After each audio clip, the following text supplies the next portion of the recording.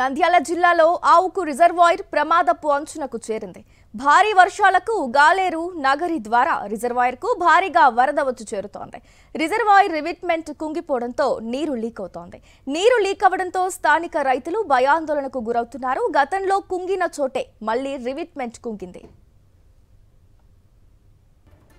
నంద్యాల జిల్లాలో ఆవుకు రిజర్వాయర్ కుంగింది. ఇక ప్రమాదపు అంచునకు చేరింది. ఈ అంశానికి సంబంధించి పూర్తి డీటెయిల్స్ మా కరెస్పాండెంట్ లోకేష్ ఫోన్ ద్వారా అందిస్తారు. లోకేష్,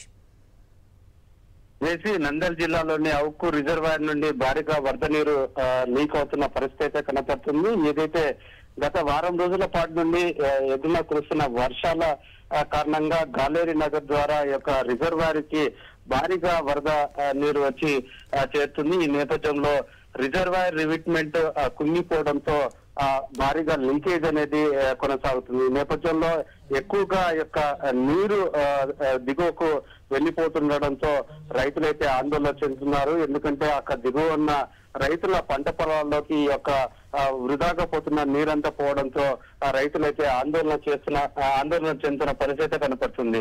గతంలో ఎక్కడైతే ఇప్పుడైతే లీకేజ్ అవుతుందో, ఎక్కడైతే రివిట్మెంట్ ప్రాబ్లం కుంగిపోయిందో అదే గతంలో కూడా ఈ యొక్క రివిట్మెంట్ అనేది కుంగిపోయిన పరిస్థితి. అప్పుడు సరిగ్గా మరమ్మతులు చేయలేకపోవడంతో పూర్తిగా మరొకసారి యొక్క రివిట్మెంట్ కుంగిపోయిన పరిస్థితి కనపడుతుంది. ఏదైతే ఈ యొక్క ఉక్కు రిజర్వాయర్ డెస్ట్ స్టోరేజ్ లో ఉన్నప్పుడు ఈ యొక్క మరమ్మతులు చేసి ఉంటే ఇటువంటి ప్రమాదం తప్పేదంటూ రైతులైతే ఆగ్రహం వ్యక్తం చేస్తున్న పరిస్థితి. ఈ యొక్క హెచ్ఆర్బిసి అధికారుల యొక్క నిర్లక్ష్యం అనేది చాలా స్పష్టంగా కనపడుతుంది.